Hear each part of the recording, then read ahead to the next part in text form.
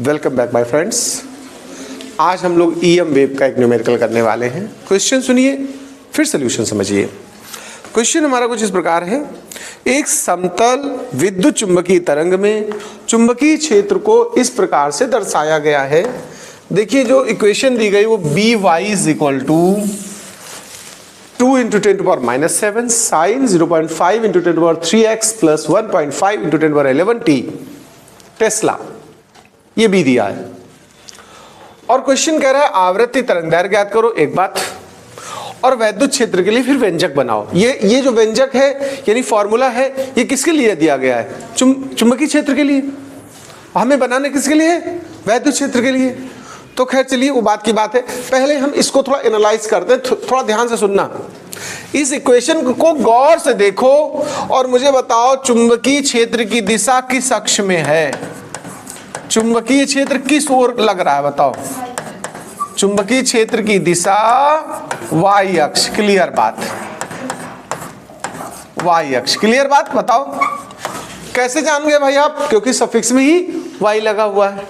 तरंग के चलने की दिशा कौन सी है? अब इससे ये ढूंढ के बताओ जरा, तरंग किस दिशा में चल रही है? तरंग की दिशा देखने के लिए ब्रैकेट में देखा करो। ब्रैकेट में जो अक्ष लिखा हो वही तरंग चलने की दिशा है।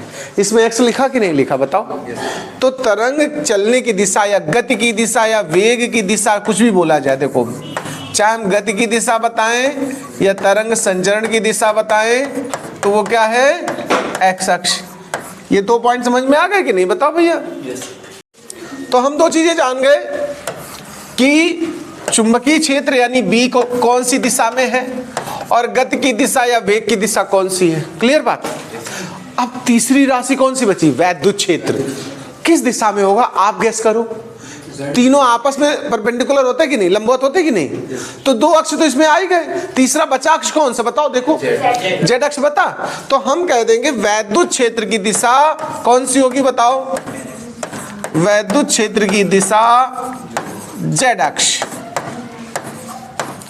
अभी प्रश्न मैंने हल नहीं किया है, शुरू थोड़ा किया है, अभी तो केवल एक कॉन्सेप्ट सिखाया कि इस समीकरण को देख करके आपने अक्षों का ज्ञान कर लिया, कौन से अक्ष पे क्या चीज है, एक्सिस वाइज।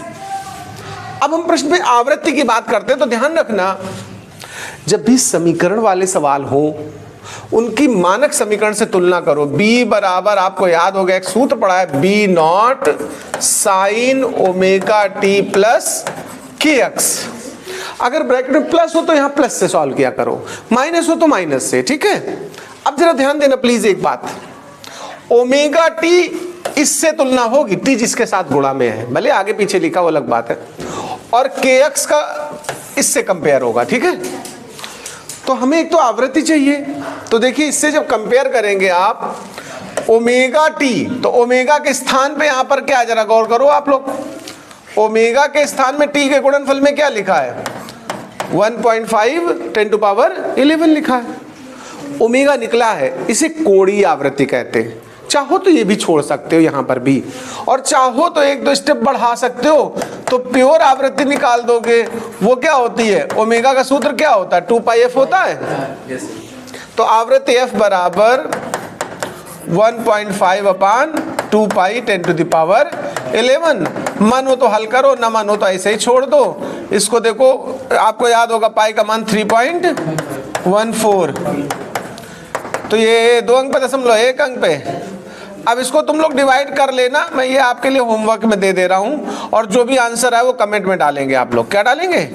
कमेंट में डिवाइड करके जो कुछ आएगा वो मुझे बताएंगे। ठीक है, इधर का हिस्सा तो आपके लिए कुछ होमवर्क हो गया। अभी आइए अगले हिस्से पे। तो देखिए अब तरंग दैर्घ्य अगर हम निकालना चाहें तो अब हम x वाले कॉन्सेप्ट से निकालेंगे। हमेशा ध्यान रखना, लैम्डा निकालने के लिए ये चीज चाहिए मुझे। यहाँ k की जगह पर आपका कितना है, क्या आप ढूंढ के नहीं बता पाओगे? बताओ। k इज इक्वल टू, अगर हम आपसे मांगे तो 0.5 10⁻3 है कि नहीं है? बताओ भैया। k को बोलते प्रोपागेशन कांस्टेंट, परिणमन नियतांक। ठीक है, तो आइए काम करते हैं। इसका सूत्र होता है 2π/λ। जब भी तरंग दैर्घ्य मांगा जाए तो आपको k चाहिए होगा, आसान रहता है। तो ये 0.5 10⁻3, तो देखिए अब आप निकालेंगे लैम्डा, देखो लैम्डा उधर जाएगा तो ये भाग में आएगा, देखो तो 2 पाई बाई 0.5 10⁻³ डिवाइड में आ गया। पाई की वैल्यू आप 3.14 और 0.5 ऊपर पावर उठा ले जाओ, -3 हो जाएगी कि नहीं बताओ? Yes sir. कुछ छूट रहा है क्या, कह रहे हो? नहीं सर। अच्छा तो ठीक है, 2 अंक पे आधा दशमलव बना लो ऐसे। और एक काम करो, ये 50 है ना, हम एक कैलकुलेशन उल्टी बताते हैं तुम्हें, भाग देने से अच्छा होता है कभी कभी गुणा कर देना। ये 100 नहीं बन जाएगा बताओ, हम 2 से गुणा कर दे रहे हैं, उल्टा कैलकुलेशन कर रहे हैं। भाग देना है वैसे मुझे, लेकिन हम गुणा करके समझा रहे हैं। तो देखो 314 का डबल करो 628 और 628 का करोगे तो 1256 आएगा। कितना आएगा? और नीचे पता क्या आ जाएगा? 100। अब देखो कैलकुलेशन में कितनी मजेदार बात हो गई, यहां सीधा 2 अंकों में दशमलव चलेगा डायरेक्ट। भाग देने से कभी कभी गुणा करना फायदेमंद हो जाता है, कभी कभी सीधा चलने से उल्टा चलना फायदेमंद हो जाता है। ठीक है, तो चलिए हम आंसर यहां भी छोड़ सकते हैं, या 1.256 अगर करना चाहो तो 10⁻²। ये मीटर में आया है लैम्डा, किस में आया है? आप चाहें तो पावर हटा के सेंटीमीटर भी लिख सकते हैं। तो 1.256 सेंटीमीटर। बताओ बच्चा, पावर हटा दो तो मीटर की जगह क्या इस्तेमाल हो जाता है? सेंटीमीटर, अगर -2 है। अभी मैटर सॉल्व नहीं हुआ, पिक्चर बाकी मेरे दोस्त। अभी एक चीज और पूछी है, देखो वैद्युत क्षेत्र के लिए व्यंजक चाहिए। वैद्युत क्षेत्र का जो मानक समीकरण होता है वो E बराबर E0, याद करो तुम लोग बात, E बराबर E0 साइन ω/t + kx। बोलो बच्चा लोग, अभी किस अक्ष पे जा रहा है, जरा x के हिसाब से सोचो। तो E किस अक्ष पे बताया था मैंने, याद है तुम्हें भी? Z अक्ष पे। तो यहां सफिक्स में क्या डाल दोगे? EZ। कोई प्रॉब्लम? E0 नहीं पता मुझे, ω/tx तो वही है जो वहां था उसमें ब्रैकेट में, वही यहां ब्रैकेट में आएगा। केवल E0 पता करना है। तो इसके लिए एक रिलेशन सिखाया मैंने, याद करो, V = E/E0, मतलब B0, मतलब E0/B0, ये फॉर्मूला सिखाया। लेकिन यहाँ वेग जो है ध्यान रखिए, चूंकि कौन सी तरंग है? विद्युत चुंबकीय तरंग का वेग प्रकाश का वेग होता है, तो इसलिए v की जगह हमने यूज कर लिया c बराबर E0/B0। तो E0 = क्या बनने वाला, देखो जरा तुम लोग, c × B0।